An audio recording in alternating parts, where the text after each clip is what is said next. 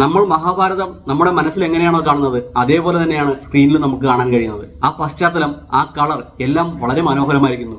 സന്ധ്യാസമയത്താണ് യുദ്ധം നടക്കുന്നത് എന്ന് നമുക്കറിയാം. അതേപോലെ തന്നെ സന്ധ്യയുടെ എല്ലാ കളർ കോമ്പിനേഷനും ഉണ്ട്. ശ്രീകൃഷ്ണൻ വരുമ്പോഴുള്ള ആ ഡിവൈൻ ഫീലിംഗ് വളരെ ഭംഗിയായിട്ട് തന്നെ അതിൽ കാണിച്ചിട്ടുണ്ട്. പടത്തെ മുന്നോട്ട് നയിക്കുന്ന കീ പോയിന്റും മഹാഭാരത യുദ്ധത്തിൽ തന്നെയാണുള്ളത്.